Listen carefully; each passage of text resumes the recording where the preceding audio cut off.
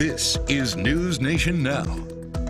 Good morning and welcome to NewsNation Now. I'm Alexandra Bush. It is Saturday, April 17th, and right now you are getting a live look at Windsor, England, where preparations are underway for Prince Philip's funeral. We'll have more on that in just a few moments, but here's what you need to know this morning.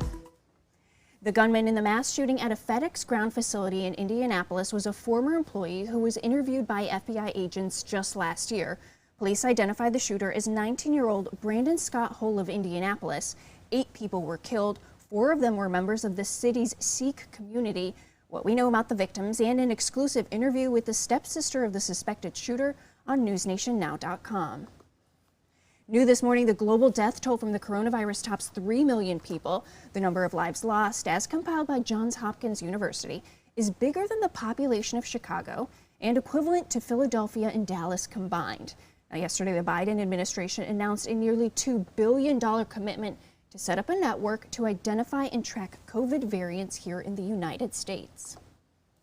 Protests overnight after police shootings across the country. This right here is video from Chicago, where thousands rallied to demand justice for a 13-year-old. A Chicago police officer shot and killed the boy last month after a chase in an alley while responding to calls for shots fired. Demonstrators also gathering in Portland, Oregon, Oakland, California, and in Brooklyn Center, Minnesota, where protests have been underway in connection with the shooting death of 20-year-old Dante Wright. President Biden now says he plans to allow more refugees into the United States starting next month. In the face of backlash from allies, the president reversed course on his plan not to lift current caps set by previous president.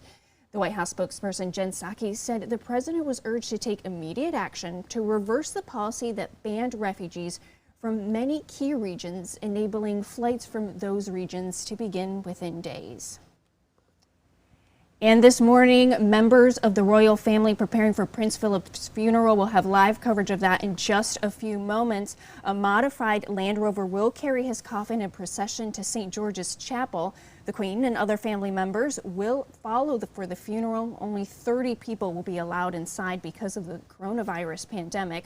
Like I mentioned, you can watch the funeral live on NewsNationNow.com. Live coverage begins in just a few minutes. For now, I'm Alexandra Bush. Thank you so much for watching NewsNation Now. Stay with us throughout the day for breaking news coverage here on our app and website. Plus, be sure to tune in tonight's NewsNation broadcasts.